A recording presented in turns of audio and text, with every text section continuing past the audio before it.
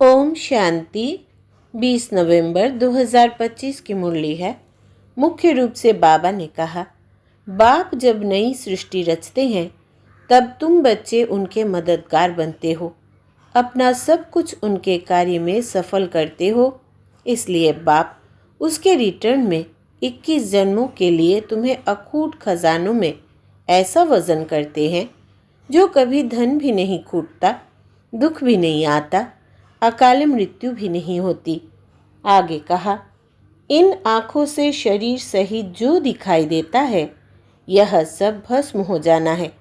इसलिए अपना सब कुछ सफल करना है। बाप से पूरा वर्षा लेने के लिए पढ़ाई पढ़नी है। सदा अपने लक को स्मृति में रख ब्रह्मांड का, विश्व का मालिक बनना है। अब सुनते हैं महावाक्यों को विस्तार से। बाबा ने कहा, मीठे बच्चे, बाप आए हैं तुम बच्चों को शांति और सुख का वर्षा देने। तुम्हारा स्वधर्म ही शांत है, इसलिए तुम शांति के लिए भटकते नहीं हो। प्रश्न है, अभी तुम बच्चे 21 जन्मों के लिए अखूट खजानों में वजन करने योग्य बनते हो। क्यों? उत्तर, क्योंकि बाप जब नई सृष्टि रचते हैं तब तुम बच्चे उनके मददगार बनते हो, अपना सब कुछ उनके कार्य में सफल करते हो। इसलिए बाप उसके रिटर्न में 21 जन्मों के लिए तुम्हें अखूट खजानों में ऐसा वजन करते हैं जो कभी धन भी नहीं खूटता, दुख भी नहीं आता, अकाल मृत्यु भी नहीं होती। गीत है, मुझको सहारा देने वाले ये दिल कहे तेरा शुक्रिया। ओम शांति। मीठे मीठे रूहानी बच्चों को ओम का अर्थ तो सुनाया है। कोई कोई सिर्फ ओम कहते हैं, परंतु कहना चाहिए ओम शांति। सिर्फ ओम का अर्थ निकलता है ओम आत्मा।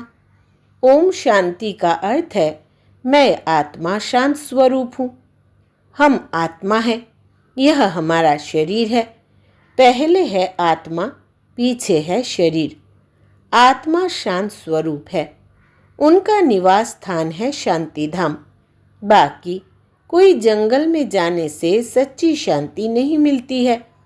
सच्ची शांति मिलती ही तब है जब घर जाते हैं।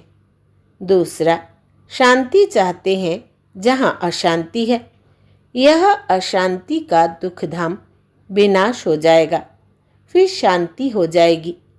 तुम बच्चों को शांति का वर्षा मिल जाएगा। वहाँ ना घर में ना बाहर राजधानी में अशांति होती। उसको कहा जाता है शांति का राज्य। यहाँ है अशांति का राज्य, क्योंकि रावण राज्य है। वो है ईश्वर का स्थापन किया हुआ राज्य। फिर द्वापर के बाद आसुरी राज्य होता है। असुरों को कभी शांति होती नहीं। घर में, दुकान में, जहाँ तहाँ अशांति ही अशांति होगी। 5 विकार रूपी रावण अशांति फैलाते हैं। रावण क्या चीज़ है यह कोई भी विद्वान पंडित आदि नहीं जानते, समझते नहीं हैं। हम वर्ष वर्ष रावण को क्यों मारते हैं? सतयुग त्रेता में यह रावण होता ही नहीं। वो है ही दैवी राज्य।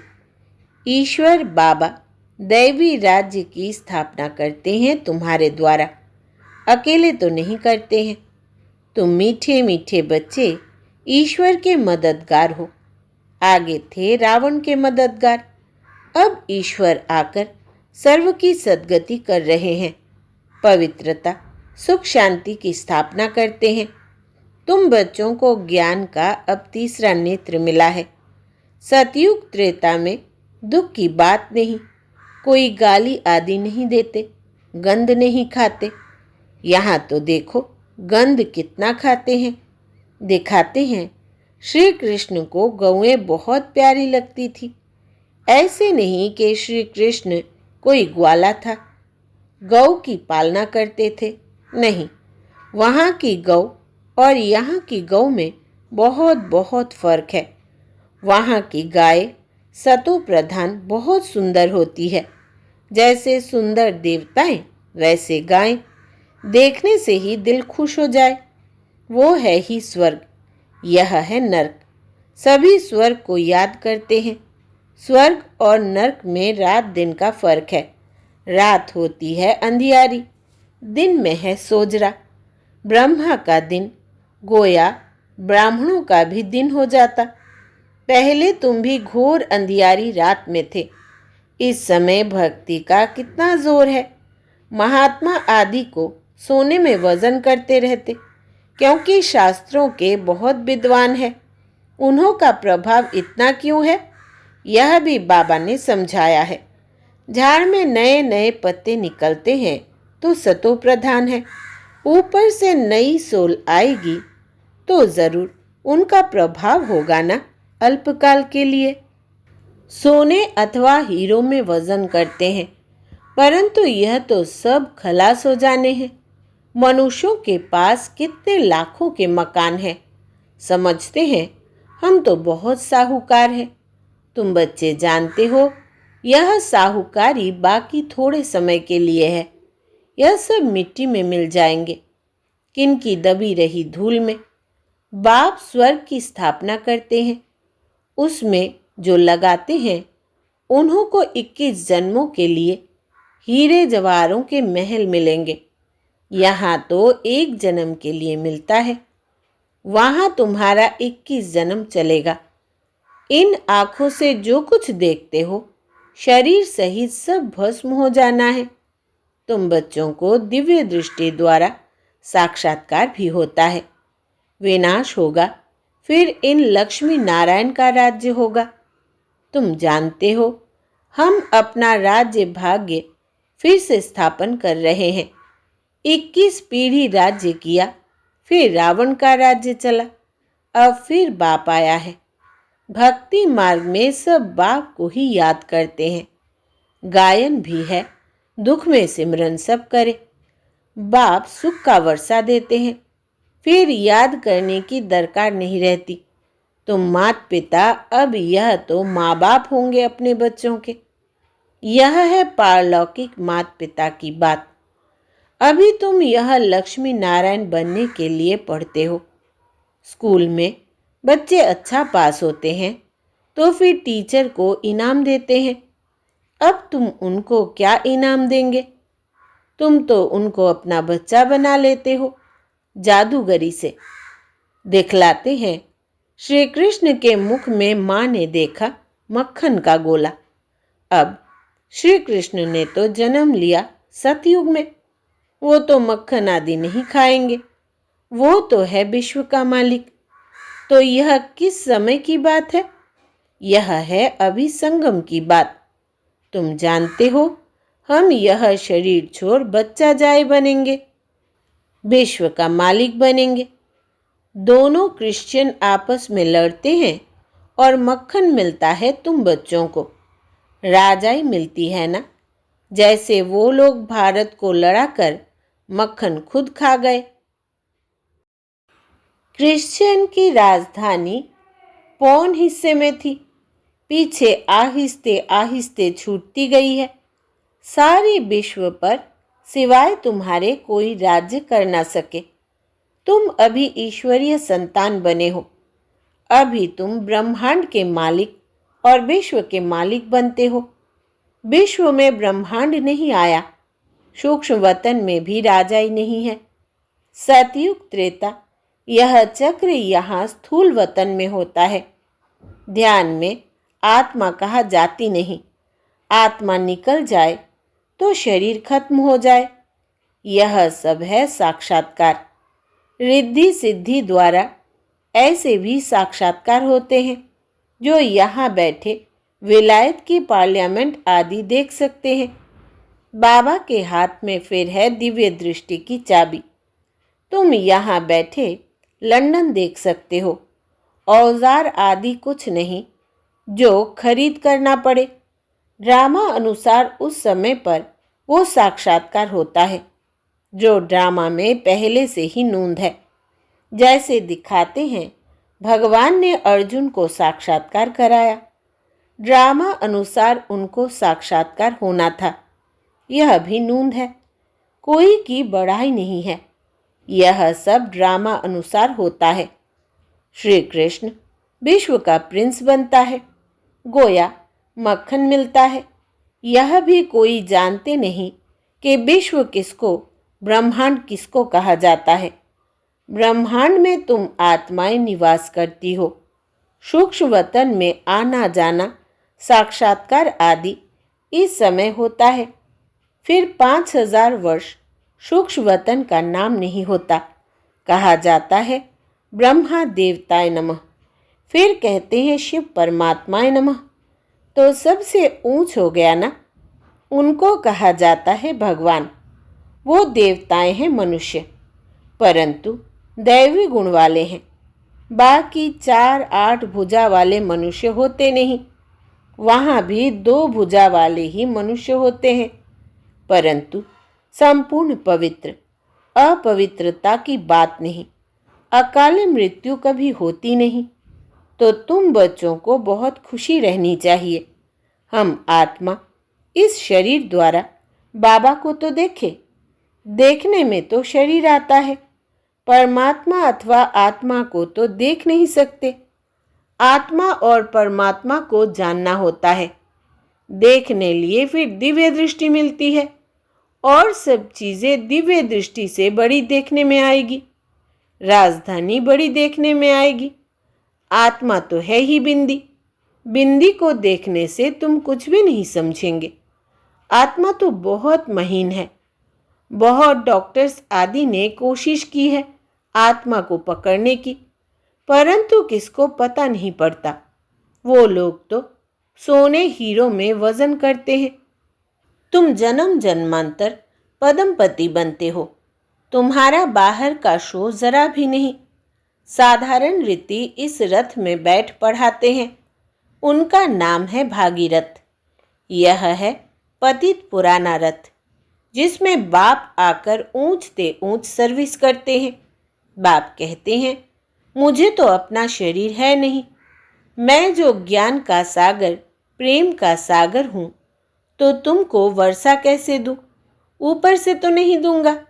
क्या प्रेरणा से पढ़ाऊंगा? जरूर आना पड़ेगा ना। भक्ति मार्ग में मुझे पूजते हैं। सबको प्यारा लगता हूँ। गांधी नेहरू का चित्र प्यारा लगता है। उनके शरीर को याद करते हैं। आत्मा जो अविनाशी है, उसने तो जाकर दूसरा जन्म लिया। बाकी विनाशी चित्र को याद करते हैं। वो भूत पूजा हुई ना। समाधि बनाकर उन पर फूल आदि बैठ चढ़ाते हैं। यह है यादगार। शिव के कितने मंदिर है? सबसे बड़ा यादगार शिव का है ना। सोमनाथ मंदिर का गायन है। मोहम्मद गजनबी ने आकर लूटा था। तुम्हारे पास इतना धन रहता था। बाबा तुम बच्चों को रत्नों में वजन करते हैं। खुद को वजन नहीं कराता हूँ। मैं इतना धनवान बनता नहीं हूँ, तुमको बनाता हूँ। उनको तो आज वजन किया, कल मर जाएंगे। धन कोई काम नहीं आएगा। तुमको तो बाप अखूट खजाने में ऐसा वजन करते हैं जो 21 जन्म साथ रहेगा। अगर श्रीमत पर चलेंगे तो वहाँ दुख का नाम नहीं। कभी अकाल मृत्यु नहीं होती। मौत से डरेंगे नहीं। यहाँ कितना डरते हैं, रोते हैं। वहाँ कितनी खुशी होती है। जाकर प्रिंस बनेंगे। जादूगर, सौदागर, रत्नागर, यह शिव परमात्मा को कहा जाता है। तुमको भी साक्षात्कार कराते हैं। ऐसे प्रिंस बनेंगे। आजकल बाबा ने साक्षात्कार का पाठ बंद कर दिया है। नुकसान हो जाता है। अभी बाप ज्ञान से तुम्हारी सद्गति करते हैं। तुम पहले जाएंगे सुखधाम। अभी तो है दुखधाम। तुम जानते हो आत्मा ही ज्ञान धारण करती है। इसलिए बाप कहते हैं अपने को आत्मा समझो। आत्मा में ही अच्छे व बुरे संस्कार होते हैं। शरीर में हो तो शरीर के साथ संस्कार भस्म हो जाए। तुम कहते हो शिव बाबा हम आत्माएं पढ़ती है इस शरीर द्वारा। नई बात है ना। हम आत्माओं को शिव बाबा पढ़ाते हैं। यह तो पक्का पक्का याद करो। हम सब आत्माओं का वो बाप भी है, टीचर भी है। बाप खुद कहते हैं, मुझे अपना शरीर नहीं है, मैं भी हूँ आत्मा, परंतु मुझे परमात्मा कहा जाता है। आत्मा ही सब कुछ करती है, बाकी शरीर के नाम बदलते हैं। आत्मा तो आत्मा ही है। मैं परम आत्मा तुम्हारे मुआफिक पुनर्जन्म नहीं लेता हूँ। मेरा ड्रामा में पाठ ही ऐसा है जो मैं इनमें प्रवेश कर तुमको सुना रहा हूँ। इसलिए इनको भाग्यशाली रथ कहा जाता है। इनको पुरानी जूती भी कहते हैं। शिव बाबा ने भी पुराना लांग बूट पहना है। बाप कहते हैं, मैंने इसमें बहुत जन्मों के अंत में प्रवेश किया है। पहले पहले यह बनते हैं तत्वम। बाबा कहते हैं, तुम तो जवान हो, मेरे से जास्ती पढ़कर ऊंच पद पाना चाहिए, परंतु मेरे साथ बाबा है तो मुझे घड़ी घड़ी उनकी याद आती है। बाबा मेरे साथ सोता भी है, परंतु बाबा मुझे भाकी नहीं पहन सकते। तुमको भाकी पहनते हैं। तुम भाग्यशाली हो ना। शिव बाबा ने जो शरीर लोन लिया है, तुम उनको भाकी पहन सकते हो। मैं कैसे पहनूं? मुझे तो यह भी नसीब नहीं है। इसलिए तुम लक्की सितारे गाए हुए हो। बच्चे हमेशा लक्की होते हैं। बाप पैसे बच्चे को दे देते हैं, तो तुम लक्की सितारे ठहरे ना। शिव बाबा भी कहते हैं, तुम मेरे से लकी हो। तुमको पढ़ाकर विश्व का मालिक बनाता हूँ, मैं थोड़ी बनता हूँ। तुम ब्रह्मांड के भी मालिक बनते हो। बाकी मेरे पास जास्ती दिव्य दृष्टि की चाबी है। मैं ज्ञान का सागर हूँ। तुमको भी मास्टर ज्ञान सागर बनाता हूँ।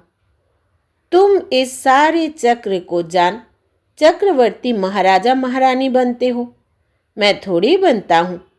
बूढ़े होते हैं तो फिर बच्चों को विल कर खुद वानप्रस्थ में चले जाते हैं। आगे ऐसा होता था। आजकल तो बच्चों में मोह जाकर पड़ता है।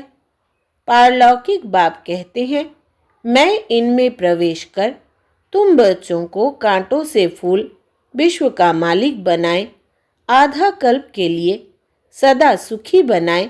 मैं वानप्रस्थ में बैठ जाता हूँ। यह सब बातें शास्त्रों में थोड़ी है। सन्यासी उदासी शास्त्रों की बातें सुनाते हैं। बाप तो ज्ञान का सागर है। खुद कहते हैं, यह वेद शास्त्र आदि सब भक्ति मार्ग की सामग्री है। ज्ञान सागर तो मैं ही हूँ। अच्छा, मीठे मीठे सिकिलधे बच्चों प्रति माता पिता बाप दादा का याद प्यार और गुड मॉर्निंग।